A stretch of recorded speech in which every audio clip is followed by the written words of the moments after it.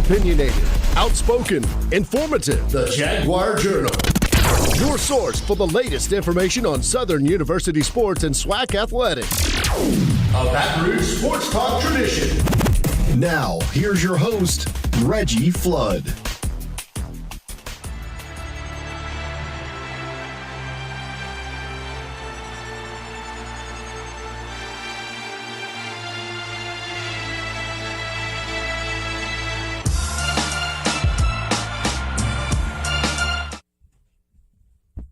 Let's get it started this morning, bright and early, on a Saturday. It is the Jaguar Journal. Of course, I'm Perry White, and good morning to everyone out there. Glad to have you joining me this morning. And be careful if you're out in Baton Rouge area or anywhere along that river. It is real foggy out there this morning.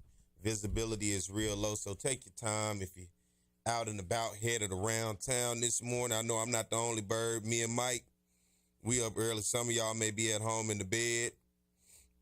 Some of y'all may be listening to the show after the fact. So good morning to you. Thank you for joining us. Good morning to everybody out there listening on 107.3. Good morning to everybody out there in Alexandria, New Orleans, all around the world watching on YouTube. As always, I love the conversations and the back and forth on the YouTube channel in the comment section. If you haven't already, go follow us on the YouTube channel, right? If you haven't already, go follow us on the Facebook channel, all right? State playoffs, high school state championships, everything is starting to come to an end. And yesterday, there was some games down in New Orleans Superdome. Every kid's dream in Louisiana that plays high school football has a dream to say, you know what, one day I want to play in the Dome. One day I want to be in front of my family and everybody in the state and show that I played in the Dome for a state championship. And a Baton Rouge team did just that last night. Two Baton Rouge teams, matter of fact, and I'll start from the late game all the way to the early game. How about Acadiana and Catholic, right? Catholic right here out of Baton Rouge, getting the victory for the 55-31. Catholic gets the victory over Acadiana. In a game that I saw that was really tough, Union Parish versus St. James. I know a lot of people from down in that St. James area. I saw Union Parish a couple years ago, playing for a state championship. Man, that was some good football. Union Parish scores with 11 seconds in the game and decides to go for a two-point conversion to win it. And they get it. And they ran the ball right down St. James' throat, and Union Parish won the game going for a risky two-point conversion after scoring with 11 seconds left on the clock and winning 36-35. Well, that's what you call an instant classic right there between Union Parish and St. James. Two proud programs, two communities that really love their football. Another one, I was in Opelousas for a little while yesterday, and I had an opportunity to see people really enjoy themselves as Opelousas took on Cecilia. Opelousas gets the victory 26-13, and let me tell you, they was having a good time over there in Opelousas. They were having a good time. They were celebrating. And it's good as I continue to go through this of talking about communities supporting their athletics, especially football. These sports bring communities together no matter what those communities are going through, ups and downs. Playing games like this brings people together from all racial backgrounds, from any economic background. You see people celebrating as a community, and that's why it's so important in order to continue to have these type of games, have these sports where you see a community rally behind young people. And I love the fact that the young people excite the community, because that's what it's all about. Pouring back into the young people, and the young people giving you something excited about to be proud of where you from. I saw that firsthand yesterday in Opelousas, of watching people being proud of Opelousas. You couldn't go anywhere without seeing an Opelousas High School football to the Dome shirt. And whether it's across Louisiana, whether it's across any other state, it doesn't matter if you're from the big town, the big city, or the small town with one stoplight. When you get games like this, it brings people together, and that's a joy to watch. And I had a joy watching Opelousas and the people that inhabit that area having a good time. And I mean, it was from all colors and all backgrounds, man. And so stuff like that, always keep that in mind. And I love the fact when it's the kids that's igniting the excitement amongst the people. I love when the parents support the kids and what they doing and make them feel excited, because you can look in the stands and see the support for all your hard work and everything you've done throughout that season to get to this point. And especially for Opelousas, considering they were a 12th seed headed into the high school football playoffs. I keep going. Hinesville, Oak Grove, 62-36. Hinesville takes a short fall to Oak Grove. And then how about this one? We talk about a community, the last but not least, those Southern Lab kittens right there off the campus of Southern University. And I know Southern Lab, as I learned to find out with Lab Fam, is what they say these days, that they separate themselves, but they have great pride. Great pride in Southern Lab. I didn't realize it until I got in on my own to go do some work with them as they celebrated the anniversary. And I got a chance to really see it as I interviewed people, as they talked about the championships, as they talked about the academia, as they had an opportunity to put it all together for me and paint this picture and put it in perspective for me to realize how proud people are to be Southern Lab kittens. And they went on to the state championship after a big victory last week against Ouachita Christian at home, finding their way in a fourth quarter comeback to get a victory and punch their ticket to the New Orleans Superdome. And that ticket they punched, trust me, they backed it up. Taking on Riverside Academy. This game was a seesaw. It was back and forth. Both teams looked like they had the wheel and wanted to win this game. And Southern Lab ultimately closes this thing out 42-35. Congratulations to the Southern Lab kittens, Coach Darrell Asbury and everybody else over there. The principal, Brister, and everybody else, man. Congratulations to them.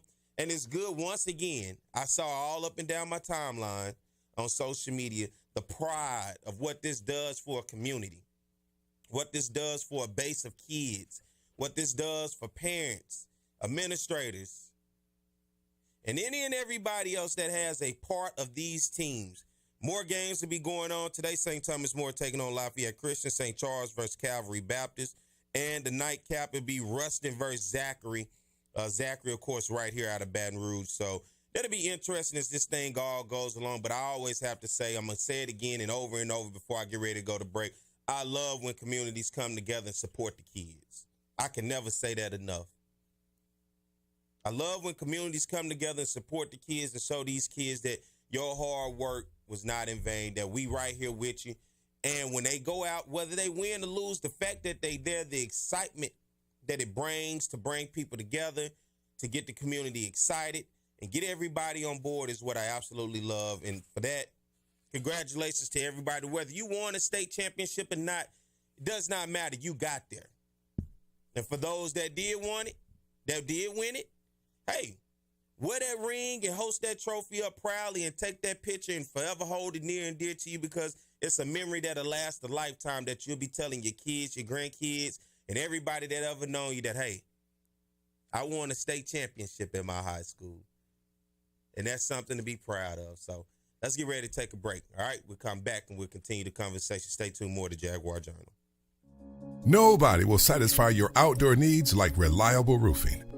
Over the past 15 years, I had 2 roofing systems, including a chimney, installed by Reliable Roofing. I highly recommend them to get the job done. Reliable Roofing, where no job is too big or small. Just give us a call. No matter the job, big or small, give us a call. For over 50 years, Southern University at Shreveport has been preparing students for various careers in the healthcare industry. We want to thank the past graduates, our future graduates, and all healthcare workers for the frontline service, especially in times like these. If you're passionate about helping others and building healthier communities, start your career as a frontline healthcare worker in health sciences. Visit susla.edu.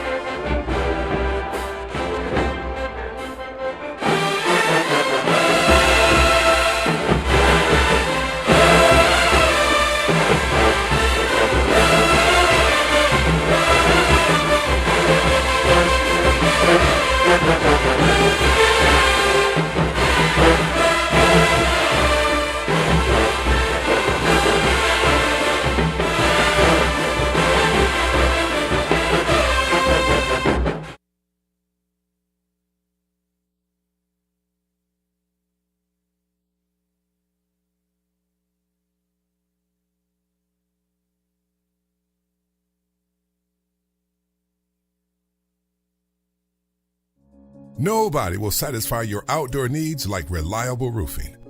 Over the past 15 years, I had 2 roofing systems, including a chimney, installed by Reliable Roofing. I highly recommend them to get the job done. Reliable roofing, where no job is too big or small. Just give us a call. No matter the job, big or small, give us a call. For over 50 years, Southern University at Shreveport has been preparing students for various careers in the healthcare industry. We want to thank the past graduates, our future graduates, and all healthcare workers for the frontline service, especially in times like these. If you're passionate about helping others and building healthier communities, start your career as a frontline healthcare worker in health sciences. Visit susla.edu.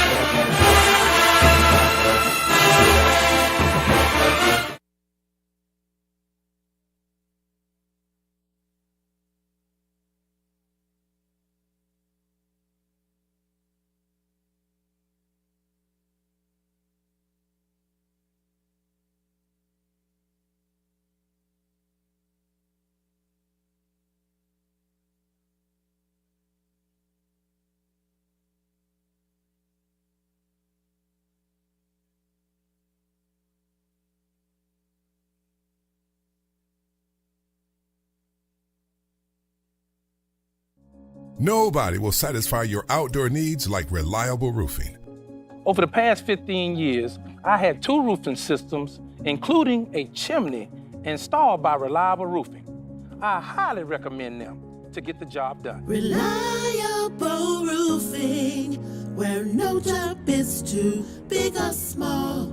Just give us a call.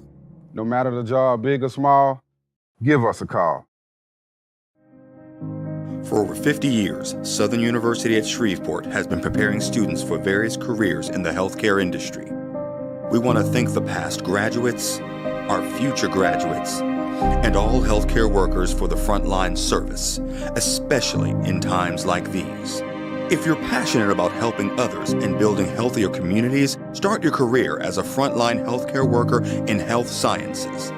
Visit susla.edu.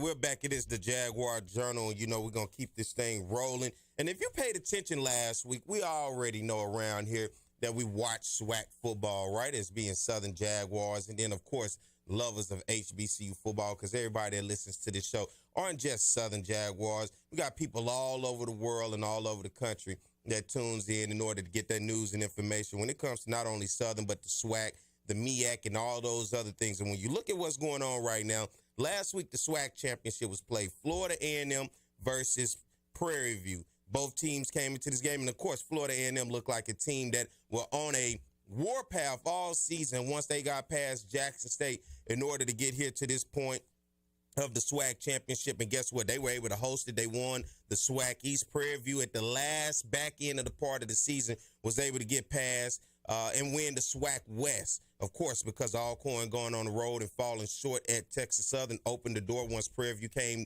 to Baton Rouge, able to get the victory over Southern, and then close it out over a good game against Alabama State. And then Florida A&M and Prairie View take on each other in the SWAC championship last week. And a great game it was. Florida A&M getting the victory, 35-14 over the Panthers of Prairie View. You look at this total game altogether. FAMU 23 first downs, 5 of 12 on third down, 1 of 2 on fourth down. The Rattlers racked up 448 total yards, 219 yards in the air, 229 on the ground. 0 turnovers in this ball game, and especially when you talk about if you look at the weather and how things turned out in this ball game. This game was delayed for a little while, and then they were finally able to get things going on. I talked to people who over in Tallahassee last week that said, man, it was a downpour. Cats and dogs, they say, is raining. Y'all know what that means. And the game had to be pushed back.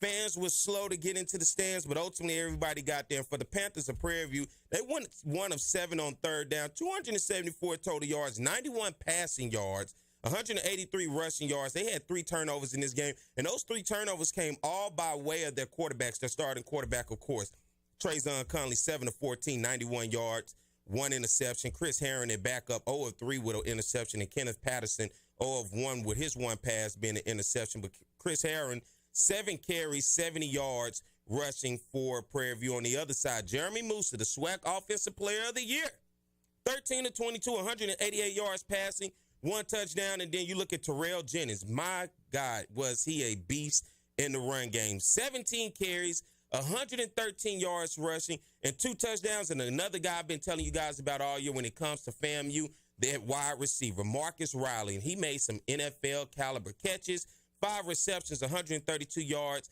and a touchdown. Guess what? FAMU has now punched this ticket to the Celebration Bowl. They will be taking on the Bison of Howard, who on the back end of the season was able to get over that hump over North Carolina Central Eagles and punch their ticket into the Celebration Bowl. And so now we talk about the Celebration Bowl. It is the big game next week, the MEAC champion versus the SWAC champion. And I say, you know what? No better person than to talk about the Celebration Bowl than the guy who puts it on himself, the executive director of the Cricket Celebration Bowl. And let's welcome him to the show. And Mike, get him on. Mr. John Grant. Good morning, Mr. Grant. Good morning to you. How are you today? I'm doing good, man. I hope I built this picture up for you to throw you right there in it. Well, you know, truth is truth. You spoke truth to how both teams, you know, earned the right to be in Atlanta this coming weekend. You look at FAMU, you look at Howard. You've been on the road, and I follow you on social media, and I see your lives. I saw you when you were in D.C. presenting Howard with his ticket punch to the Celebration Bowl, and then in Tallahassee. Talk about for you the journey and what it's like throughout the season to finally reach Howard and say, you know what, if they win this game today, they are invited and they come to the Celebration Bowl, and the same going to Tallahassee and being around these programs that have won championships. Well, it's an outstanding journey because it starts during Media Day, as you well know. Every coach at Media Day to get the season going, you know, their top priority is to get to Atlanta for the Cricket Celebration Bowl. So in both conferences, that's the common theme for all the teams. And then being able to follow them and follow shows like yours and many of the others that are great voices for HBCU football as the journey continues through the season. But it really, as you know, intensifies as you get closer to the end of the season around October, November, to determine, you know, for the SWAC, the Florida A&M clinched early, and then, you know, in the Wild West, it went down to you know, the final week with Prairie View getting in. But I tell you, those last 2 games, when we go in with what we call the golden ticket to present, we're able to witness some really great football, and those players are really focused on making sure they get to win to get to Atlanta. You look at overall putting on the Celebration Bowl. This thing starts at the beginning of the season with the SWAC Challenge, in which you were over that as well. How does this thing start in Atlanta and finish in Atlanta, as they say? What is it like to see the beginning and all the way to the end for you? Well, for us, the thing is that all roads lead to Atlanta. And so That's right. So when when we're able to open the college football season, not just HBCU season, but being in week 0 with the Cricket SWAC Challenge kickoff, we're opening all the football here because there are literally about 5 or 6 games total played during that Saturday in week 0, and we're in prime time this past year on ABC. It's a great way. Can't think of a better city to start the season with everyone's ultimate goal to get back here, to close out the season with the national championship. What is this like behind the scenes for a lot of people that don't know? How big of a job is it to select teams for the SWAC Challenge, put together that event, and then ultimately putting together this huge HBCU national championship on the Division I level of the 2 premier conferences? What is this like behind the scenes as you and your team put this and work this out? Fortunately, we have some really great people on our team that are dedicated to assuring that we're putting forth the best experience possible for the student athletes, for the fans who attend, and for the fans who watch. That's our goal internally, is to make sure that we're giving them that world-class, second-to-none experience across all those 3 areas. The funny thing is, people ask me often, so what do you do, other than that weekend, what do you do? People somehow think that these things magically come together, over a couple of days. But, our team works very hard. Like, at the conclusion of this Celebration Bowl, we immediately began to go into work to start planning for the kickoff game. And then once that game occurs, we're transitioning right into the bowl operation and bowl work. So we're constantly working to bring these to fruition. And then we added another event that I want to talk about a little bit later that goes into this championship weekend as well. You talk about that other event, and let's dive right into it. It is the Band of the Year event that you guys have now added on to this, and you did the polls throughout the year. You had the people behind the scenes judging the bands all year. Let's talk about the Band of the Year, and I want to get into first the process, because I saw it was an up and down reaction. It's the first year that you guys have done it. So there was an up and down reaction as I monitor social media, as every week or every so often you guys release the rankings and you saw bands move up and bands move down. What was that process like to get bands in this, and how were they ranked and who were they ranked by? Well, we're excited about that event because it's about that process that culminates in an event. We have been ranking bands, and when I say we've had a committee, which I don't serve on, and intentionally I don't serve on, but the committee is co-chaired by Dr. Julian White, who is the band director emeritus and retired chair of the music department at Florida A&M, and then Professor Dowell Taylor, who is the retired band director emeritus and retired chair of the music department from Jackson State. So those 2 gentlemen together, they bring almost 100 years, or over 100 years combined experience in the marching band space. And so under them, we have a committee of again, other experts who are just outstanding and committed to this process. So the way it works is each month, band directors, and we have been really pleased with the responses that we've gotten from them and the engagement. We've gotten literally 100% engagement from band directors who submit a performance video to the committee each month.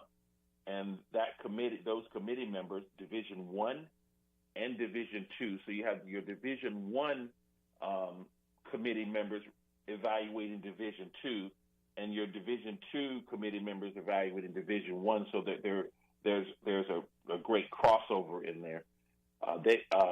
Each of those committee members are assigned to a specific category, whether that's musicality, ancillary chord, precision. Those categories that they're assigned to, there are 5 of them, and that committee member rates that category for all of those performances, so that they don't necessarily meet or talk. I sit in my office or my area, and I'm evaluating. I'm assigned what I'm evaluating in that category for every band, and I'm submitting my scores. And those scores are tabulated, and the committee members then don't even know what the cumulative numbers are until the announcement is made. So the only time they really come together is when we do the cumulative at the end. So you got a ranking in September. There's an October ranking. There's a November ranking. And then after the individual monthly rankings come out, we do a cumulative, which also comes out in November. And then from those cumulatives, we will release, the top 5. We actually do 10, but it's the 5 that are then go into consideration by the committee. There's a process that they go through with the top 5 and analysis, looking at a number of factors. One of those factors is, hey, do you have the support of your university? Are you going to be able to come to Atlanta? And then this is one of several. And from that, they will select the top 2 from each division, and that's how the process works. And I'm simplifying it, but there is a lot of work that goes into what they do to get to the top 2 to compete for the championship. So each of those 4 bands will come to Atlanta, and then on Friday night, December 15th, at Mercedes-Benz Stadium, the Division IIs will go head-to-head, and the Division Is will go head-to-head for a national championship. And this is all about, again, on-field performance, the marching performance of a marching band. They don't evaluate, in-stand performances, whether it's 0 quarters or 5th quarters. That doesn't come into play. It's your performance on the field.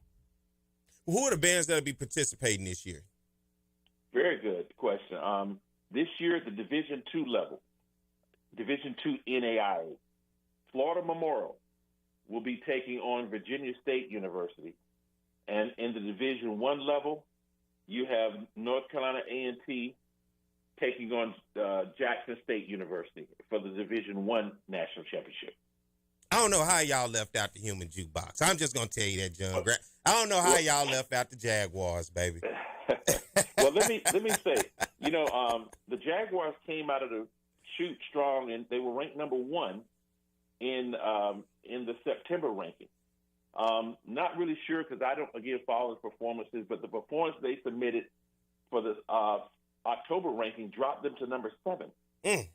But they came back strong in November, and they only missed second place by 8 points. 8 points. So that September ranking, the October performance that they submitted, just dropped them down. But those points, 1 to 2 points, can separate you from being in the top 10 or outside of the top 10. So your every performance counts. I see. I guess they didn't like the gospel show. I do the video work with the band, so I guess they wasn't feeling the gospel show in October. Well, again, I'm not a member of the committee. I think without question, each band, no matter from you know this if you do that, there are strengths that they have. Yeah. And you play to your strength, and it's kind of like if you got a great recipe, don't tamper with it. You just keep doing it and perfecting it by doing it over and over. You get better and better at it. So that's just me making a statement. I know that all of the bands that were in the top 10 are great programs, and they all have the ability to make it into the top two. So, being in third place is not bad because it puts you in the top three bands in the country at the Division I level. I guess that's Southern. We always ride off of being number one. I guess that's just the arrogance of feeling like each and every weekend you got the number one band in the land. As we move forward and we talk about the Celebration Bowl, the excitement now, Howard, FAMU, what are the ticket sales looking like? What is the excitement looking like as we move forward to next week? Well, the great thing is we have two premier institutional brands with the Florida A&M Rattlers and their brand known around the world, and Howard University and their brand known around the world. And not only that, both of them are bringing some really great football programs into this Celebration Bowl National Championship competition.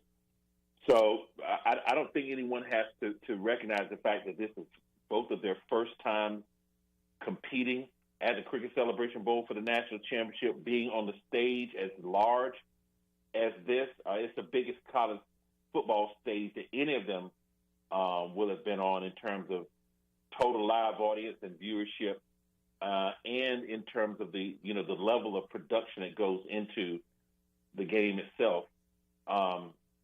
So there's a lot of excitement among the teams, and there's even more excitement among the fans. I'm looking forward to it because I'm not going to lie to you. I was really wanting to see North Carolina Central versus FAMU. That was the ticket that I was looking for all season because of just looking at what Central was coming back as the defending champion and what they did to Jackson State last year. And as they rolled on through the season, it was the back end, and it shows you in the MEAC because of the few teams, one loss can literally at the end of the season cost you a season. And, man, it was just, for me, when I saw the Eagles go down to Howard and the way that they went down, I said, man, this ain't nothing but payback from last year because there was a lot of trash talk between Trey Oliver and North Carolina Central and as well as to Howard.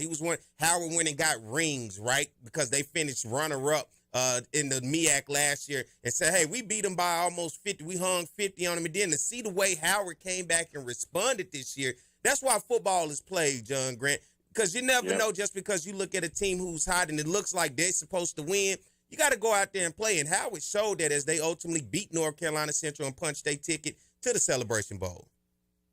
They did, and people sleep on Howard, and they shouldn't, because if you look at Howard's play through the season, their record doesn't really reflect, the level of play that they had. I mean, they lost a couple of games by just 3 points.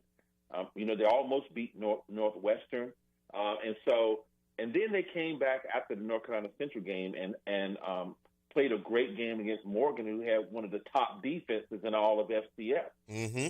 So I tell people don't sleep on Howard, and you are correct about the one game loss, because if you think about on the SWAC side with Florida A&M, is that one game for the last 2 years that kept them out. That's it of the SWAC championship and a shot to punch their golden ticket to the Cricket Celebration Bowl. So you got to go into this realizing that every game matters. And I heard Coach Simmons say that you start every week. You're undefeated every week. So you got to go in, and you got the most important game is the game that's in front of you. That's it. And you look overall, because I think when this thing was first put together, the Celebration Bowl was over a period of 6 years, correct? Was it the initial deal, a 6-year thing with the Celebration Bowl? Mm-hmm. Now, what does the future look like? I was there for the first one and the second one. I think 15 and 16.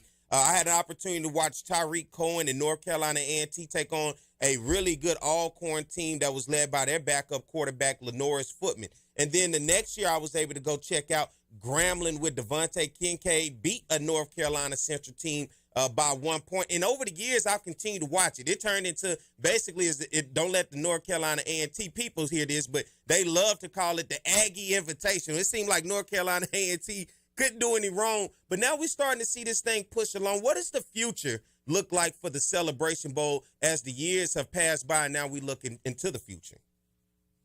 Well, it has continued to evolve, and what I really, really enjoy seeing is what we had envisioned from the beginning, is that this is our Super Bowl.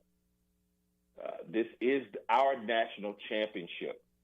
That the desire of teams to play in this game has superseded their desire to want to go to the playoffs. Because once you come here and experience it as players and coaches, you realize that the level of exposure, the size of the stage, what it feels like to be in a world-class venue like Mercedes-Benz Stadium and to play on a stage like that in front of the last 2 years sold-out crowds. And it looks like we're on our way to that again this year. So, and then to see a multitude of fans coming wearing their paraphernalia from all across the HBCU diaspora, who have no affiliation with the MEAC or the SWAC, but they're here because it's a great experience. And, our goal of building the ultimate homecoming is coming into fruition. I love when you say the ultimate homecoming because I enjoyed it the last time I went. And overall, and I say whether your team is in the Celebration Bowl or not, just supporting the SWAC or the MEAC or black college football as a whole, whether you don't even have to have both of them, but to have that, I think it's an event that everyone in a lifetime should be able to go. We remember those Heritage Bowls back into the 90s because, of course, Southern was running them things left and right. And now that you move forward into the Celebration Bowl, it is an event that I think is worth bringing a family to and being able to check it out. Let me ask you this. Will there ever be a time where you look at maybe a time change to push it back later in the day for viewership and attendance, or is it good right where it is? It is perfect right where it is. and I will tell you this because people don't really pay attention. But when you look at the big games during the college football season, all your major games come on right at noon. When you look at whether it's games on the Big Ten or the SEC, et cetera, they open up with the big games. And the reason that we prefer and want to continue in the noon slot is because we're opening bowl season, being a part of the first. And I was always taught, if you're not first, you're last. And what we don't want to do, because there are 8 games on that day. And if you're not first, if we move down to 4 or 5 o'clock, now we're in the mix with other games that are going on simultaneously on other ESPN channels with the ABC, ESPN, ESPN2. There are other games you're competing against. But at 12 noon, it's us. I like that. And one of the biggest questions I got to ask is I've always get this. What does this look like when you look at the Celebration Bowl and the revenue that goes to the teams that actually play in it and the conferences as a whole for being affiliated with the Celebration Bowl? What does that pay out and what does that revenue look like as they distribute it out to all the schools? Well, let me put it, categorize it this way. ESPN Event, which is the division of ESPN, we own and operate 18 bowl games. And those comprise all the conferences from the Power 5 to the Group of 5 to the Group of 8 that are part of that participate in those bowl games. The Cricket Celebration Bowl, the payout that we have to the conferences for the MEAC and the SWAC, ranks 3rd of all of the games that we have. So that tells you that it is significant in terms of what we pay out, and that goes up each year. So today the payout is $1.2 million per conference. So when we start as a business, our team putting it together, we start with a $2.4 million obligation because that's guaranteed to the conferences, and then they have their own formula for dividing that up among the ministry institutions. But everybody gets something. I like that, especially as you continue to increase the brand and marketing. I love to see the numbers increase as these schools continue, because you don't necessarily have to play in this game in order to get a piece of this game, correct? As you talk about distributing that out into the conference. That is correct. And that's what the whole bowl process and the bowl system is about. Whether you're going from the college football playoffs down to, you name one of the smaller bowls, it's about the generating revenue into the conferences, and then the conferences with their own formulas distribute that money to their member institutions. So the fact that the Celebration Bowl, the Cricket Celebration Bowl, gives the MEAC and the SWAC conferences to be a part of that system, and that is beneficial to all of the member institutions. What is your week looking like, John Grant, as you get ready for this Celebration Bowl? I know it's about to heat up. You about to get all these bands in town, these football teams. You about to welcome in fans from all over the place. You ready this week? I'm ready because, as I indicated, once we added the band of the year, then the road to Atlanta became like the Autobahn. It widened significantly. It went from a 2-lane road to now, we have high speed on both sides because we're bringing in the Division II. And I failed to mention that, for the band of the year this year, we're gonna, we have a great halftime show.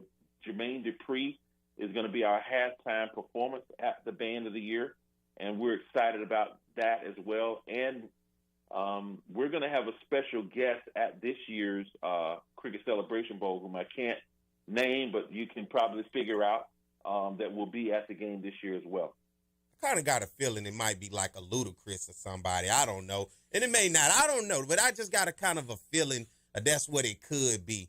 But, John Grant, I want to say thank you for taking the time out this morning and coming on talking to me, Perry White, here on the Jaguar Journal, man, because this information is good for people to hear, and it's always good to be able to get you on to explain and put things in perspective. Because, you always see social media and you hear people talk, but it's good to hear directly from you in terms of how this thing is operating, what it's going, what the future looks like, and as well as disbursement of finances throughout the conferences to get that clarification and know that I believe we're in good hands with you, and this thing continues to grow and we push forward. I appreciate you for taking the time out to do so. And thank you for having me. And I want to compliment you and all of your peers who do a wonderful job of keeping the lights on our HBCU athletics, our HBCU institutions, and keeping our fans, keeping the fans out there engaged and informed. So my hat is off to you. None of this really happened without you guys, and I applaud you for your support, and thank you for having me. I appreciate you, man. And if y'all ever need something at the Celebration Bowl, holla at your boy. I do some work with you. I love the Celebration Bowl. Well, I just need you to. You said your last one was 2017. You need to come back this year. I do. Totally, it's a totally different experience. We sort of know what we're doing now. I'm one of them ones. I'm going to say this. I probably will make it next year. I didn't get a chance to make it this year, but I do help out for the viewership. And I know you guys are big, and I had this conversation with you before. Viewership matters in this game. It does. It's a whole different, if you don't mind me. Oh, go ahead. Television, well, big-time football at the Power 5 level plays a different game or see it differently than we do. Our game, we measure largest in the HBCU space by how many people are in attendance. Football today measures largest in terms of total live audience, how many people are watching. So no matter how large the stadium is, Celebration Bowl has nearly 3 million viewers. Tell me anything that's closer to that in the HBCU space. You can't build a stadium big enough to deal with just the attendance category. Yeah. So we bring in 40 or 49,000 people last year, put us in the top third of all bowl games in attendance. And then the attendance, the viewership put us in the top third. The attendance also had us, we were in the top 50% of all bowl games. But if you take out the New Year's Six, the really big ones, we're also in the top third.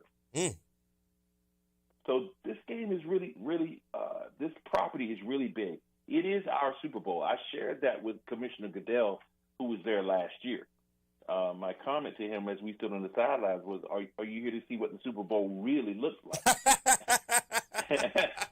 And we laughed together, and then I told him, I said, no, seriously, this is our Super Bowl. That's right. He said, I can see that.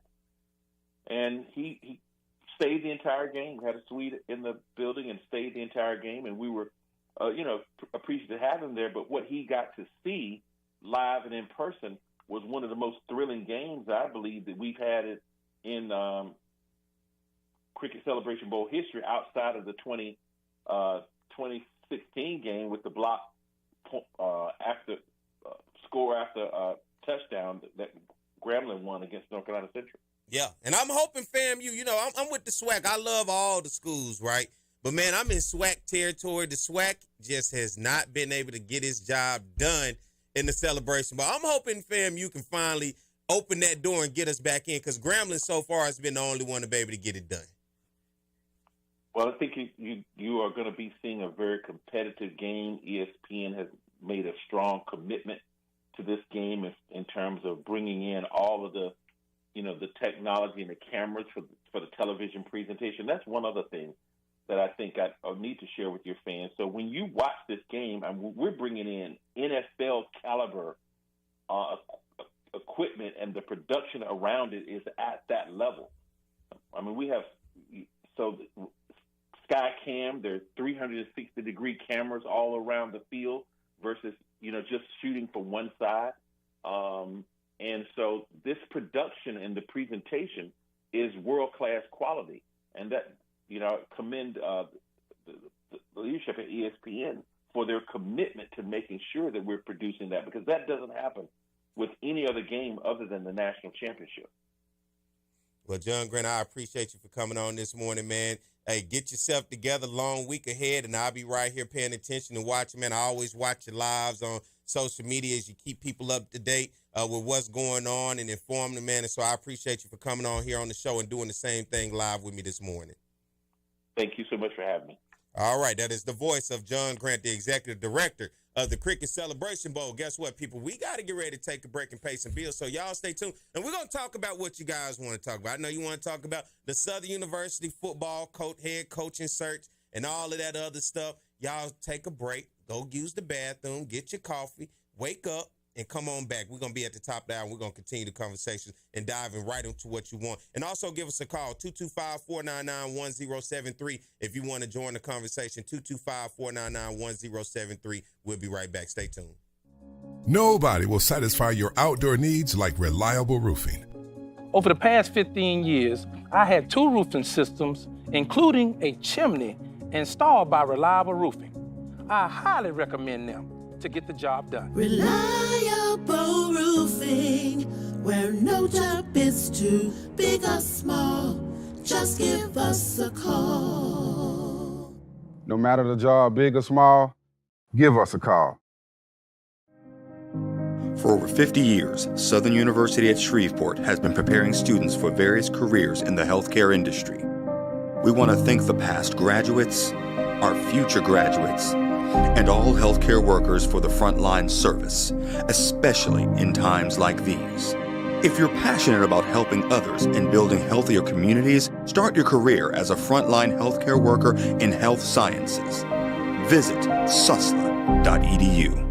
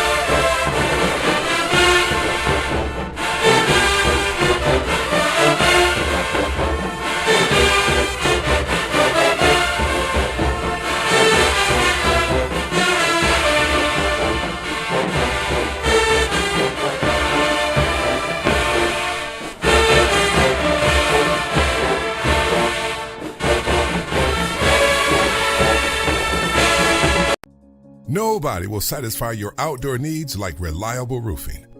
Over the past 15 years, I had 2 roofing systems, including a chimney, installed by Reliable Roofing. I highly recommend them to get the job done. Reliable roofing, where no job is too big or small. Just give us a call. No matter the job, big or small, give us a call. For over 50 years, Southern University at Shreveport has been preparing students for various careers in the healthcare industry. We want to thank the past graduates, our future graduates, and all healthcare workers for the frontline service, especially in times like these. If you're passionate about helping others and building healthier communities, start your career as a frontline healthcare worker in health sciences. Visit susla.edu. Depression, anxiety, trauma, nicotine dependence, and more.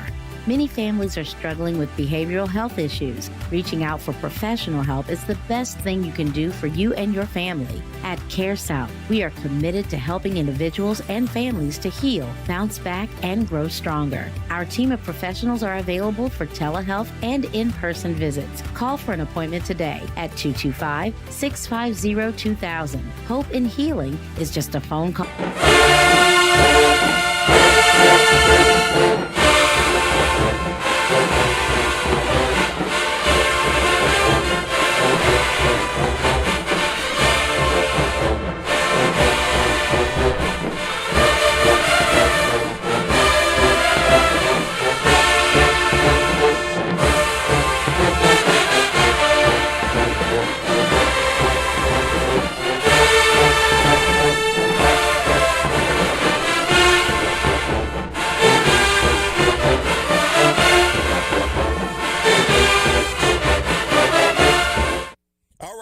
It's the Jaguar Journal. Good morning to everybody. I am Perry White. Glad to have you on here. Good morning to everybody listening on 107.3 FM here locally in Baton Rouge. Good morning. I know we got our affiliates up in Alexandria, Louisiana, in that middle part of the state, and as well as down in New Orleans, and everybody all around the world following us and listening to us on YouTube. Thank you and good morning. Hey, my birthday is this weekend too, so y'all look at if y'all want to contribute, buy me a old drink or a bite to eat or something, man, listen. Always happy to accept any type of contribution. So my Cash App is right there on the YouTube channel. Hey, man, show your boys some love, man. It'd be rough on me getting on here every morning, but guess what? I love you guys, and I get the love every time I'm out, and people say, man, I listen to the show. So the Cash App is on there. If you guys want to be, patron saints to Perry White this weekend, listen, I would love to have it. So we got to keep the conversation going. We got my man Chuck on the line. Good morning, Chuck.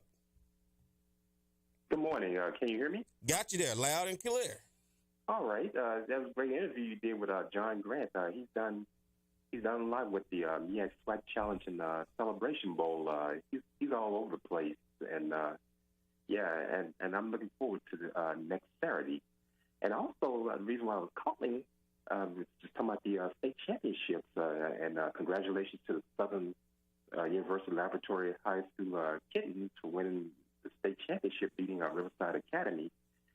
Look at the job that Daryl Asbury has done. But that shows the talent we have in this state. Schools from up my way, Oak Grove High won. They beat Haynes with a 2-story program. Oak Grove won, and then Union Parish High went and beat St. James. I had told my father, yes, they won. I said, that's going to be a tough ball game, which it turned out to be that way. Joe Spatafora has done a great job with that Union Parish program, just like Ryan Gregory has done with Oak Grove. And, Ruston High School is playing Zachary. That's going to be a tough one, too, between 2 great coaches, David Brewerton of Zachary and Jared Bowe of Ruston High. That's going to be I see a rock'em sock'em ball game this evening because, and let me tell you, I wonder, Brother White, you probably can answer this. I wonder how is that going to, I look at these players, a lot of talent there, with this transfer portal and all that. I'm concerned about these young men. Wonder, are they going to be noticed by anyone because what's going on with the state of college football nowadays, with transfer portal and NIL? You saying how it would affect the younger players coming into the college football landscape? Yeah, I was just wondering, are they going to be, I looked at all that talent that's there, and I was wondering if, I just, now, they're going, people entering transfer portal. I was wondering, are they going to look at these guys from the high schools now? I was wondering, that's a lot of talent next deal down in New Orleans. Yeah, I think they will. And the beautiful thing about it is when you look around the landscape, it's costing money now when you talk about the transfers. So if you want decent transfers, like Nebraska head coach, football coach said, hey, in the college football landscape, if you want a high caliber quarterback, it's going to cost you $1 to $2 million, right? So when you look at the schools around the state, when you look at the FCS, let's take that as for an example. The Northwestern states, the Grambling, the Magnetes, the Southern, Southeastern, Nichols, those schools can't afford that, right? No, they can't. That gives opportunity and leeway when you look at the small realm of not going out and trying to pull and pick from this whole big. Because have you seen the numbers of the transfer portal and how many college football athletes are in the portal right now? Gosh, it's just unreal, man. Yeah, it's ridiculous. And so when you look at somewhere like Southern and like I said, the rest of them, it opens up the door for those high school athletes because you get a chance to develop. And the way the portal works is two ways. And I've seen the way that is, especially now that we actually starting to get opportunities to see how it works. Let's take our level, for example, Alabama State. Their top receiver, Keyshawn Johnson, who I think is probably the best receiver in this conference, right? Might going to get themselves a good one. Just had a hell of a season. Named SWAC all conference first team. Guess what? He came to this level, was able to put up his numbers, and now he's entering the transfer portal. You best to believe someone at his caliber, as good as he is now going to try to move up. Then let's look on the other side for FAMU. Their starting quarterback, Jeremy Musa. He came from the Power 5 at Vanderbilt, and he came down to this level. So you're going to have guys on our level that's going to get their opportunity that may got overlooked because of the transfer portal, where they come to our schools in the beginning and work their way up because they got overlooked. The transfer portal now works best for them because when they get in and get some playing experience, because the coaches on the bigger level are looking at guys that they can insert right now. So you'll get the guys from the high school level that can come to our FCS and that lower level, be able to put on, get some film, and put up their numbers and then get a chance to jump up when those coaches are looking to add to the depth in the roster at the bigger schools. And then what's going to happen to guys who get the opportunity to go to the bigger schools first, because they're looking at the opportunity to compete and realize, hey, I don't quite get an opportunity like I feel to get on the field, being the starter or whatever. Then they're going to look down on this level and say, you know what? Maybe I can go to a FAMU and be the starting quarterback.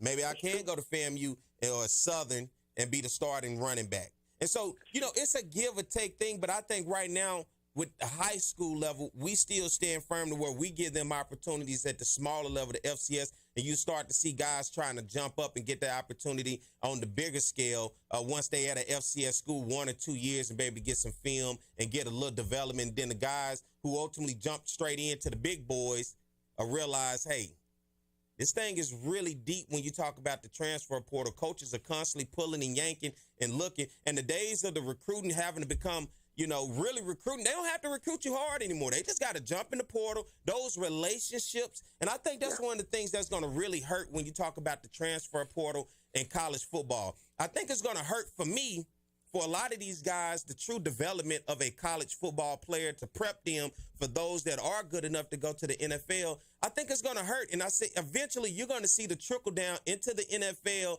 of guys missing the true development, because it's almost turning into like a renegade league. I get you chase the money, you chasing opportunities, but what you're missing in the process is true dynamics of developing a guy and truly preparing him, if he has and does have that talent, to go to the next level, to where he stands fast where he is. He gets the understanding and learning of his position to where when you take it to the professional level, you look like a true professional. But now we've turned the amateur level almost basically into the professional level with the adding of the NIL and the transfer portal. And so it gives these guys opportunities to move around. And I think what it does is it takes away the opportunity to truly develop and learn the game from a skill set that'll ultimately transpire and see it at the NFL played at the best level. And I think eventually you're going to see that trickle down to where you're going to start to see the lackluster development of players because of the moving around and switching around in college football and never really being able to stay somewhere to learn the game, but not only just to play it from a talent standpoint, if that makes sense. Oh, it does make a lot of sense. And like I said, if I was a coach coming on now, there's one young man at Riverside Academy. He's a junior, 5'4". He's like Darren Sproles and Tariq Cohen all together, and Willie Quinn from Southern. Dedrick Lasty, that young man is tough. He's jersey number 1 with Riverside Academy in Reserve, Louisiana. They lost state to Southern Lab, but that young man impressed me. Yeah, man, I'm looking around, and I'm always big about. I'm big when, especially as we get ready to talk about Southern University head coaching search. And thank you, Chuck, for the call, man. I appreciate you as always. Have a great weekend. All right. As we talk about moving forward and the coaching search for Southern University, what I'm always big on is bringing in players and being able to develop the players. What it does is it creates a culture within your locker room. When you have a culture within your locker room, as the years go by and the accountability begins to be held amongst the players, you will have a lot of things that'll be able to handle itself within the locker room without the coaches having to be able to step into that locker room. You will have a culture. What happens when you have the influx of transfers coming in and out? At some programs, it may work, right? At some programs, they may be able to find consistency. But when you have people in and out of a program, you don't quite have a culture. You don't quite have that identity that you're looking for in certain leaders that say, I've been a part of this program since day one. That I understand what it means to be a part of this program. That can help the leadership when you talk about chemistry built amongst the guys on the team. That's the main thing that I look for, and that's why I love still recruiting those young guys. Because I think the best part about the sport of college football for me is watching guys being developed. I love to see this guy come in as probably a nobody as a freshman, and by the time he's a junior and a senior, you've seen the hard work he's put in, probably being a second or third string, getting, as they call, the garbage minutes. But it does not matter. That's experience. You see him continue to grow, and one day, and as those years go on, become a household name amongst your fan base. You see him grow on and ultimately become an all-conference player. I love those stories of the development, and that's what I love mostly about this game is watching guys being developed. Guys coming in with pure talent, I get it. I love it. But it's the guys that are developed that I truly love to watch in this game of football. I like to watch the elevation. I mean, I just take Milroe, for example, at Alabama. Did you see when he first started? Alabama didn't use him for anything but just running the ball. Hey, don't you throw that ball. They run the ball. Now you've seen the development. And I'm just using that as an example. From the bottom to the top. And even on our level, I just like the development. And so I think that's the beauty of recruiting those high school guys and creating your culture within your locker room. And that's what matters the most. Let's get ready to take a break. We'll come back. We're going to jump right into this. I know y'all want to know everything, right? I'll give you what I know. I don't know everything, but I'll give you what I know when you talk about the Southern University head coaching search, when you talk about the transfer portal and all those other things. So y'all stay tuned. We'll be right back. More to Jaguar Journal. Nobody will satisfy your outdoor needs like reliable roofing. Over the past 15 years, I had 2 roofing systems, including a chimney, installed by Reliable Roofing. I highly recommend them to get the job done. Reliable Roofing, where no job is too big or small. Just give us a call. No matter the job, big or small, give us a call. For over 50 years, Southern University at Shreveport has been preparing students for various careers in the healthcare industry. We want to thank the past graduates, our future graduates, and all healthcare workers for the frontline service, especially in times like these. If you're passionate about helping others and building healthier communities, start your career as a frontline healthcare worker in health sciences. Visit susla.edu. Depression, anxiety, trauma, nicotine dependence, and more. Many families are struggling with behavioral health issues. Reaching out for professional help is the best thing you can do for you and your family. At Care South, we are committed to helping individuals and families to heal, bounce back, and grow stronger. Our team of professionals are available for telehealth and in-person visits. Call for an appointment today at 225-650-2000. Hope in Healing is just a phone call.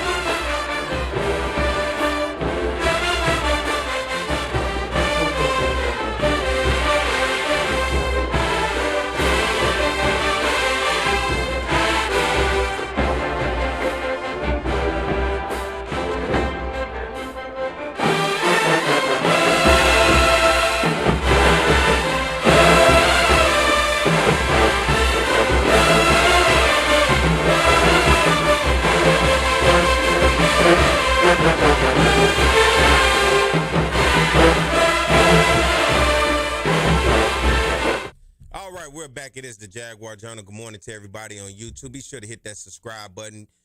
Get that notification every time we go live. Follow us on Facebook. And, hey, just thank you for tuning in. Of course, my birthday is tomorrow. Give a little bit to my birthday funds. Hey, all right, before we get ready to go to the call line, some information that I have from inside of Southern University athletics, right? I know there's a lot of speculations. People want to know what's really going on. So last night I got some back and forth communication. What I can tell you right now, this is what I can tell you. Very reliable. So far, what I've been told, there's a strong pool of candidates, right, for the head coaching search. And it is down to five guys for the head coaching search at Southern University. I can tell you that. It's down to 5 guys, and they're going to be looking to name one of these 5 guys as the head football coach of Southern University within the next 3 to 5 days. I know there's a lot of speculations. I saw some stuff last night saying Terrence Graves was named the head coach, which is not true. Now, who these 5 guys are, I'm not sure. But I have been told the pool is down to 5 candidates. And out of these 5 candidates, someone will be hired, and they're looking to make the hire and announce within the next 3 to 5 days. So that's what I can tell you right now as we look at the Southern University head coaching search. Social media, boy, I tell you, it's all over the place in terms of what people want, what they don't want, what they're saying, so I'm just giving you an idea of what to expect. Everybody want to know when, how, and where. 5 candidates, and one will be named hopefully within the next 3 to 5 days. That'll be the goal. All right, let's go to the phone line now. We got CJ on the line. Good morning, CJ. Hey, good morning. How you doing, sir, this morning? Doing good. How about yourself? All righty. Look, I hear what you're saying, and I've been keeping up with things as well. This is a very big high. It's just not only counts on the hire that we're making, but it also counts on the future of the athletic director, too, because a lot of pressure's on him. A lot of things have taken place that they blame him directly for, and it's, got to be straightened out as a whole. There's still things that we look at that Southern is behind in. I still don't even know who the track coach is at Southern. That's how far that off base we are. But, Reggie, this is going to have to be something. Perry, this has got to be something that we're going to have to make sure we got all our ducks in a row, and we can't have a hiccup in this particular hire. If they're interested in Graves to be the coach, all right, let it be Graves. But, man, he got to really present a hell of a resume as it relates to what he's going to do to keep what we got and bring in something that he know we need to get to make this a winner. We don't have time for nobody to come in with no 2- and 3-year program. We do not have time for a 2- and 3-year program. You got to come in and win. I hate to say it. If you don't win, you got to go.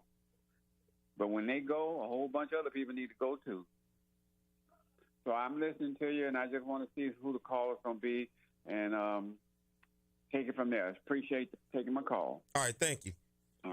225-499-1073, 225-499-1073. If you want to call in, give your opinion, your thoughts on the Southern University head football coaching search. I know a lot of people have their thought process on what they want to see in a coach. A lot of people are very opinionated with this entire thing, including myself. I'm not going to act like I'm not. When the vision that I have for Southern, not just football, but for the institution as a whole itself. So, I'm very open about how I feel in the direction that I think. And sometimes, you realize your direction does not align with the direction of the people that are in place. And that's okay. I still love the institution. As I tell everybody, my allegiance, my loyalty always will lie within the institution. Individuals come and go. The institution will live forever. I always let people know. So that's when when you're dealing with Perry White and Southern University, it comes from the heart, genuine. It ain't about me. It ain't a personal agenda. It's about the better movement of the institution, because that's where my loyalty lies, not into the individuals. There have been individuals that have come and gone since this thing has been founded, and guess what? They are gone, whether it's dead or they moved on alive to take on jobs anywhere else, but Southern University still remains, and it's going to remain. It's going to keep on moving. So that's where my loyalty lies. So if you hear me speaking on anything, it's not centered towards an individual. It's centered towards the institution. Because I personally would love to see the institution do better, be better. I love it. It gave me an opportunity, right? That opportunity is to sit here right here with you guys each and every Saturday and whoever else. You know, I get calls, texts, and everything else about Southern, about black colleges, about everything. But I'm in that position because of the education that I received at Southern University, the network and the people that I was able to gain at Southern University. So when I say that, I say at Southern University. I don't say dealing with a particular individual.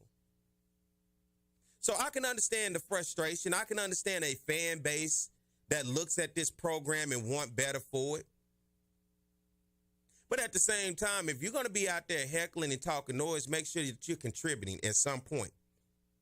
And I'm not going to say everything has to be towards money, because I can't admit I'm not the biggest money contributor, but I contribute my time and my talents to Southern University, my trades, what I'm capable of doing, whether it's video, radio, or whatever else. I help to try to increase the value of the institution. That is my investment for who I am towards Southern. So if you're going to get out there and you're going to get on your keyboard and you're going to type, find a way to come back and give. Find a way to come back and be involved. I always tell people, get involved with the Alumni Federation. Us together with a voice can do some things, not individually on social media. We got to find a way to do this the right way together. And if we're going to do it the right way together, it's going to take a collective of us sitting at the table and having an understanding of what this looked like to do it the right way. You don't always just sit back and hope somebody makes the right decision, and then when they don't make the right decision, then you take that as a time to bash. Sit at the table. Put yourself in position. Get you and your closest friends and say, let's do this together. They got to hear us. I use my voice right here on the radio. Whether they like it or not, whether they listen, I don't care. I always tell people it's nothing personal. People criticize me all the time in terms of this show. You heard the guy, William? Oh, man. He wanted the band music, right? He hated that other stuff, so I just cut it out altogether. If you want to hear the band music, just go to the YouTube. But, hey, I listen. I understood. He's a loyal supporter of the Jaguar Journal way before Perry White got on here. I'm not going to ignore him and act like he don't exist. I'm not going to have an arrogance like I don't care. No, I listen. Find a way to be able to work what he wants in as a loyal supporter and what I want to work in. Working together is what it's all about. That's what we got to do when it comes to Southern University. Work together. And I hope the powers that be, if you're listening, whoever's on a committee, the board, athletics, or whatever else, that you always do what's right for the institution. And it's okay to get ideas from young people, from alums, and bring them in. Everybody doesn't have to be in a circle. Everybody don't have to be in a clique. I get you got titles. That don't mean you know everything. I don't know everything. But together, when we have conversations, we can learn things from one another in order to make it a better place. Shouldn't be no arrogance. It should be welcoming. That's what brings people in when they feel like they're a part, when they get a chance to be a part of something that we all invested our time and money into, and that's Southern. Whether you graduated from there or not. If you showing up and you buying season tickets, you getting tailgate spots, if you donating, if you doing whatever part you can to help the brand, that's what matters. And those people, including myself and anybody else who may not be an administrator, who may not be in this circle, who may not be in that group, have the right to be able to do that, because Southern University does not belong to an individual. It belongs to a community of people. Didn't it help build a community in Louisiana? We call it the black middle class. That's who Southern belongs to. So I don't care how much money you have, what title you have, what position in the world that you have. Southern is not yours. Southern is ours together. So let's be transparent. Let's work together, and let's make sure we have a vision for the best of Southern and not sell it short, right? Southern is not a great value product. It is a name brand product, and we have to treat it as so. We have to be able to teach people to understand that this is not no great value. This ain't nothing you get at the bottom of the shelf for the cheap. This is a value. This is a product that is worth its value and more. Until we figure that out together, and not only just for Southern, HBCUs, let's just talk about the entire thing. All of us working together. All of us not waiting on that one moment, that shining moment to say, hey, I support it when it is not even a shining moment. All right? Let's take a break. We'll come back and continue this conversation more at the Jaguar Journal. Nobody will satisfy your outdoor needs like reliable roofing. Over the past 15 years, I had 2 roofing systems, including a chimney, installed by Reliable Roofing. I highly recommend them to get the job done. Reliable Roofing, where no job is too big or small.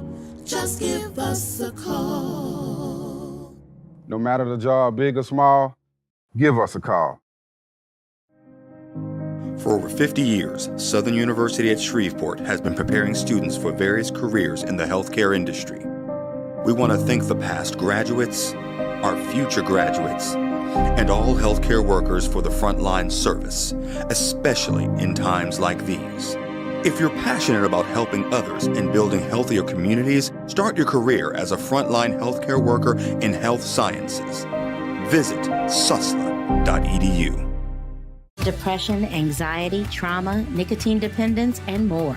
Many families are struggling with behavioral health issues. Reaching out for professional help is the best thing you can do for you and your family. At Care South, we are committed to helping individuals and families to heal, bounce back, and grow stronger. Our team of professionals are available for telehealth and in-person visits. Call for an appointment today at 225-650-2000. Hope in Healing is just a phone call.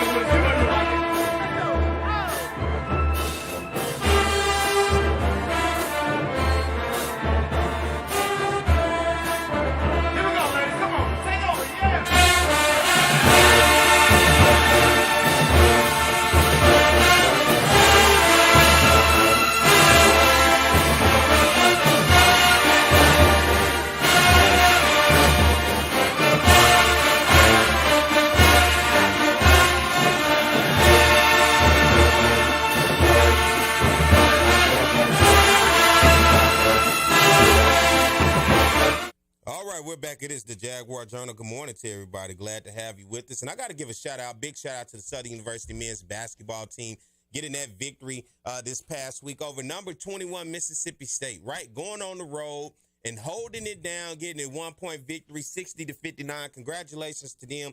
Hey, just keep pushing, man. First year with Coach Johnson, I hope they do the best and bring it on home when you talk about going to take on those non-conference games. And I'll get him back on here so we can talk about that a little bit more. But right now, we're going to continue talking about Southern University football, the program, the state that is in, along with who's in the possible coaching search and the transfer portal. So nobody better than to talk to it than my man, who I always say is the member of the team, Jim Klein, Peter. Good morning, Jim. Good morning, Perry. How you doing? Rocking and rolling, man. I'm good. I'm just finished my workout. Oh, okay. You getting it in this Saturday morning? Yeah, that's right. That's right. I got to bed early last night for a change. So. All right, let's jump right into it, Jim. All right. Let's start with the transfer portal before we start with the coaching talk. Give us some updates, Jim. I've been seeing some names, social media. Once again, it's best to get it from a source. I like to stay credible, right? And I know social media easily put stuff out there. But as a credible source, what are we looking at right now at the transfer portal in terms of Southern University football team? Well, right now, there are 8 players that I know of that are either in the portal or have announced their intention to get into the portal. And that stuff is always, it's kind of opaque. Like I think you remember last year before Eric Dooley coached his first game, Jordan Lewis got into the portal and they talked him into coming back out of it. So I don't know that all 8 of these guys are necessarily not going to be on the team next year. Harold Blood's one of them. This guy started all the regular season games except for the Bayou Classic. You got Eli Fields, who's one of their better offensive linemen. Trey Newsome, a 2-year starter on the offensive line.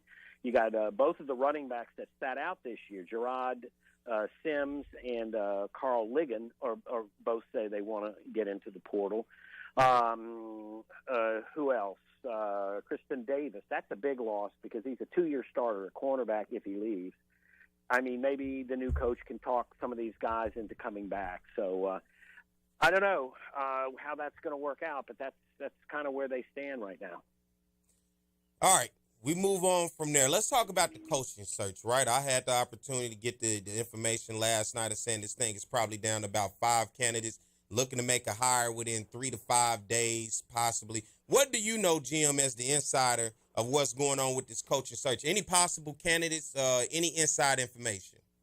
Well, let me set it up for you, first of all. I think the reason Roman Banks is being very secretive about it is because he botched his last one, and I don't think you can look at it any other way. I mean, you don't want to be getting rid of a coach less than 2 years after you hired him, and it's on him. I mean, he aligned himself with that hire and praised it, praised it for getting the right guy, and it just didn't work out. And so I think he wants to be sure. I think he's probably I would have to guess he's going to go safe on this hire. I don't really know. The rumors have been circulating, but not like they did last time. Some of the people that usually know what's going on say they've never seen it, so buttoned down like it is now. I wrote a story yesterday, and the only ones that I think are credible right now are I think there's some credible information out there about Curtis Johnson, who I think would be a very safe hire.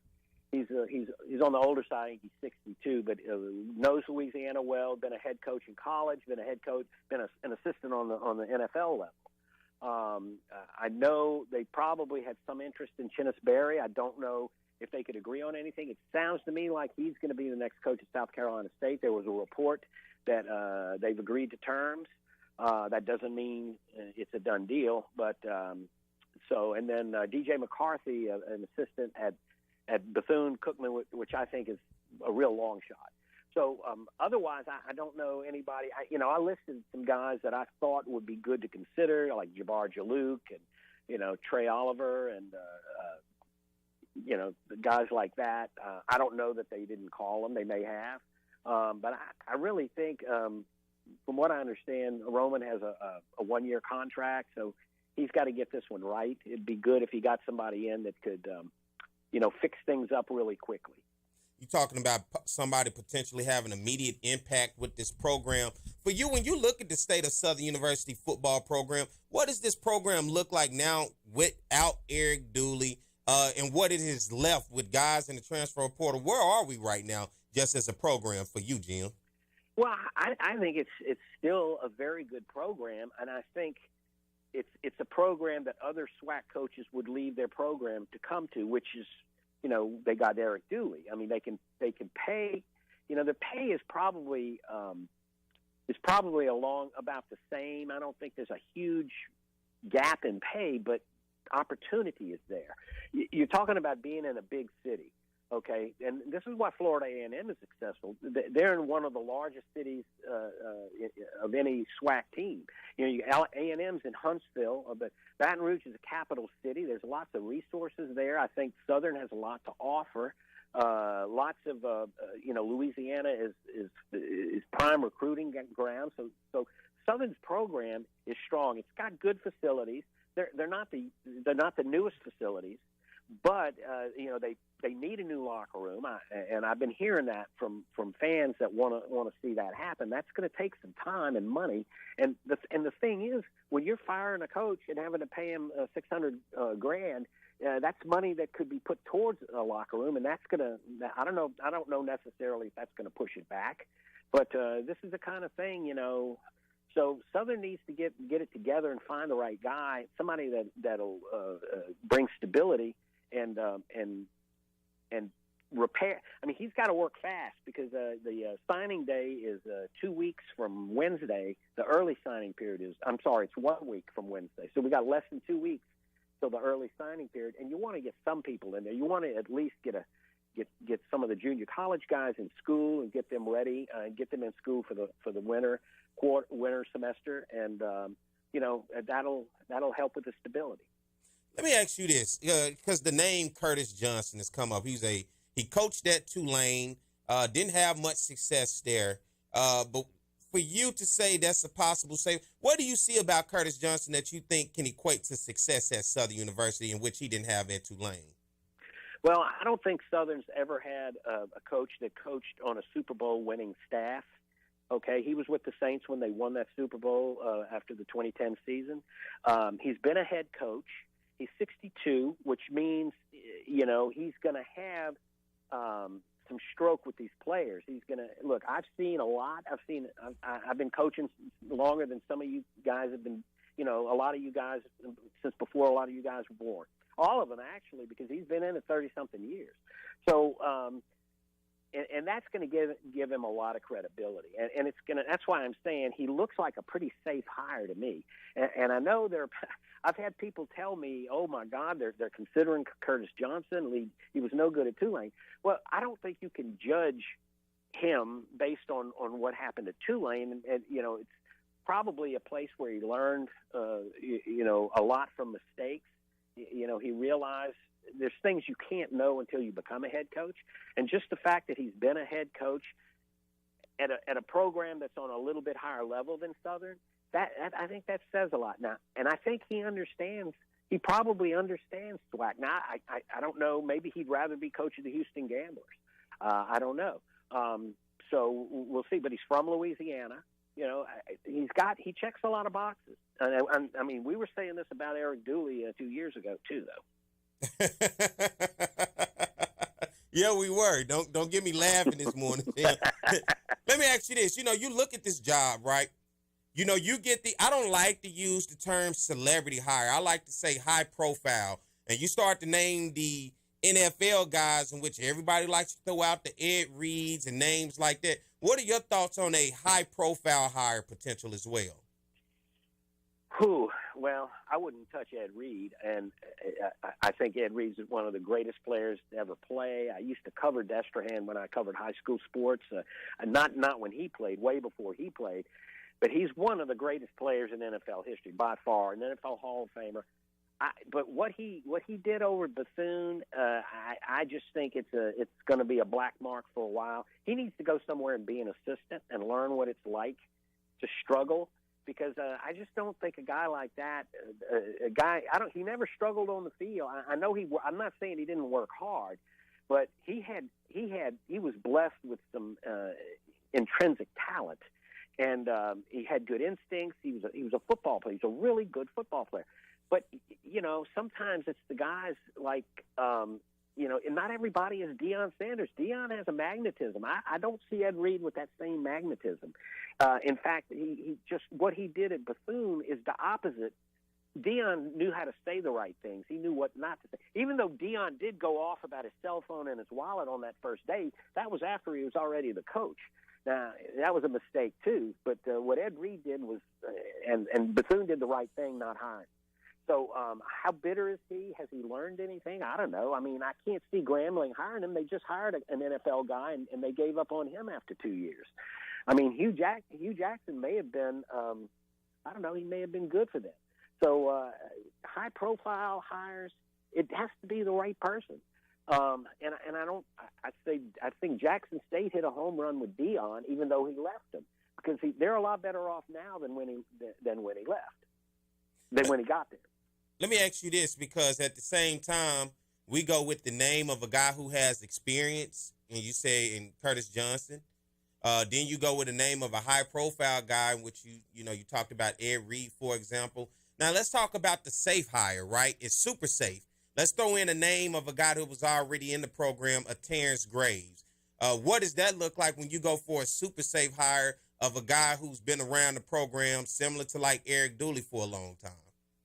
Well, I'll tell you, Terrence is just he's one coach out of place.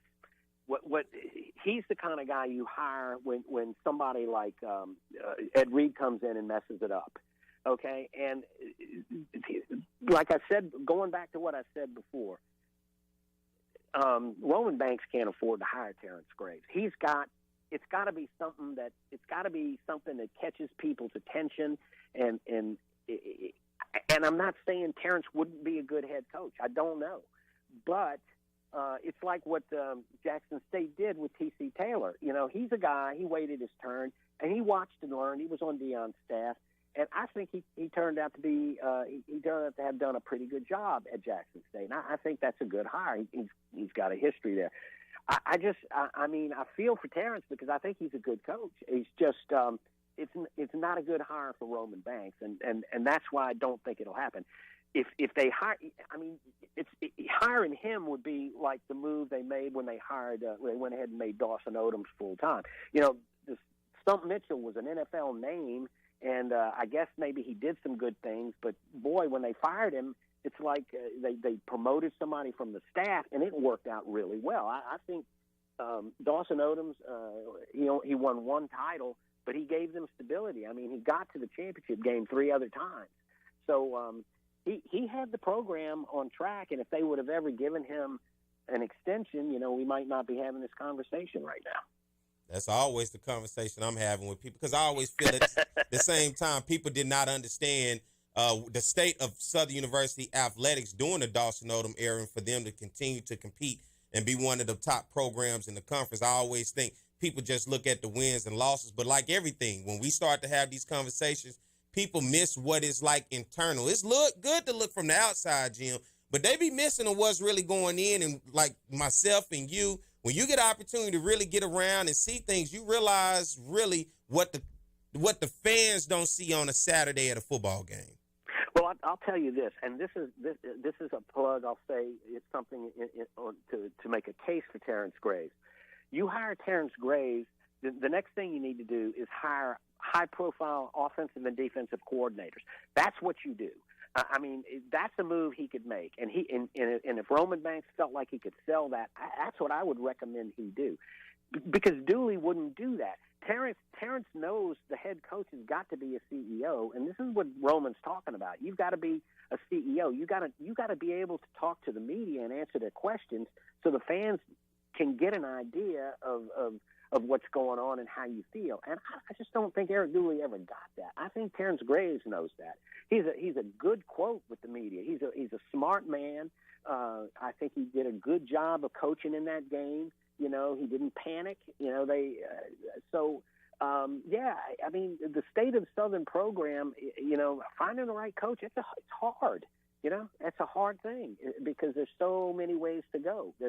And I think that's one thing. I mean, Reggie talks about that. Reggie Flood talks about that all the time. If you're going to hire a coach, you gotta have some money left over to pay good coordinaters and good assistants, good position coaches.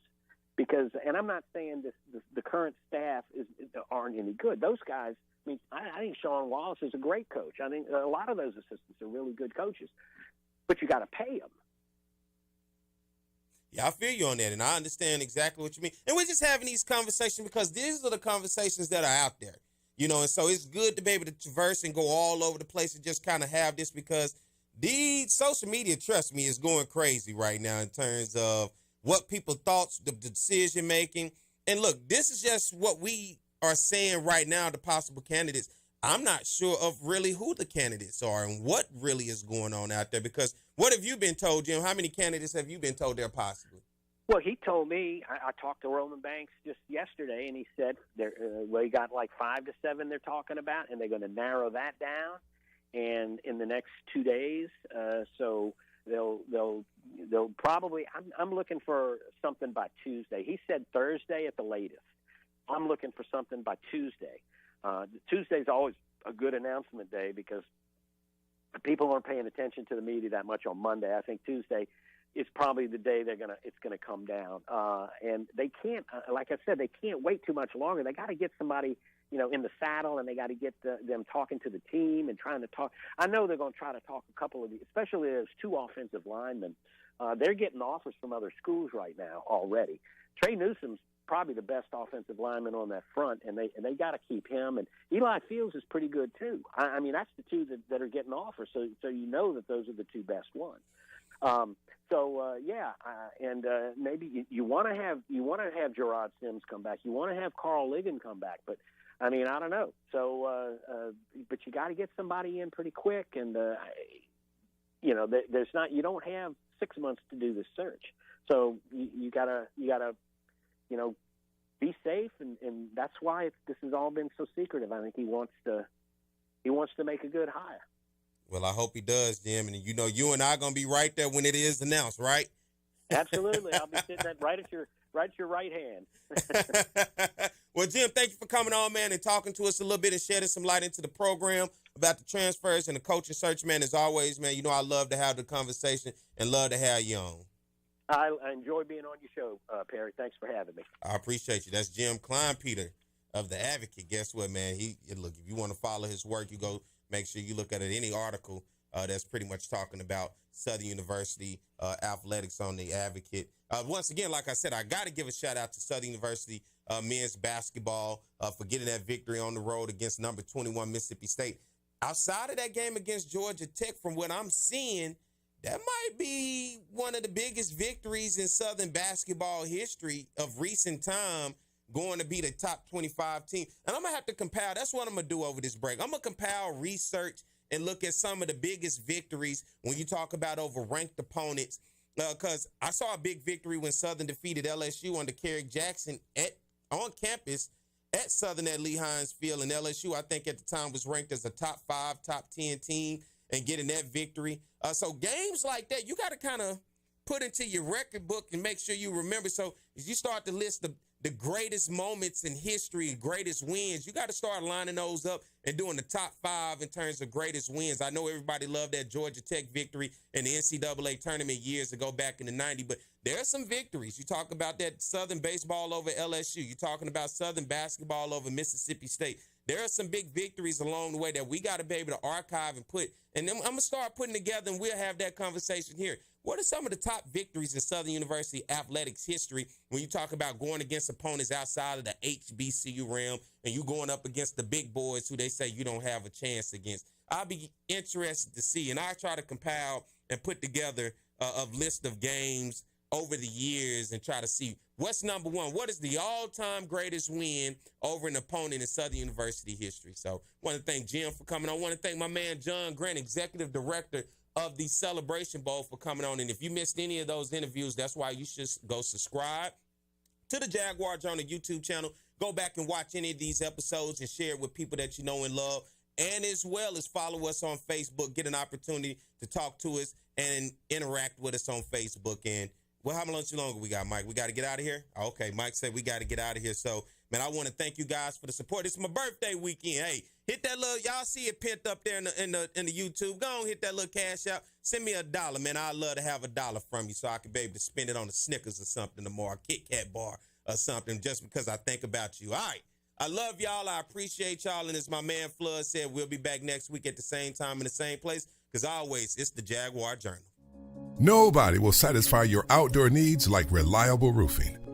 Over the past 15 years, I had 2 roofing systems, including a chimney, installed by Reliable Roofing. I highly recommend them to get the job done. Reliable Roofing, where no job is too big or small.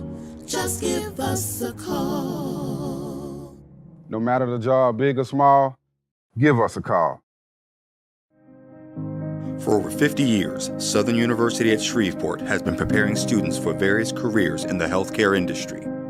We want to thank the past graduates, our future graduates, and all healthcare workers for the frontline service, especially in times like these.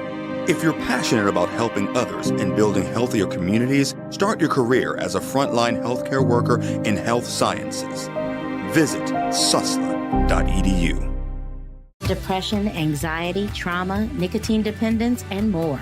Many families are struggling with behavioral health issues. Reaching out for professional help is the best thing you can do for you and your family. At CareSouth, we are committed to helping individuals and families to heal, bounce back, and grow stronger. Our team of professionals are available for telehealth and in-person visits. Call for an appointment today at 225-650-2000. Hope in healing is just a phone call.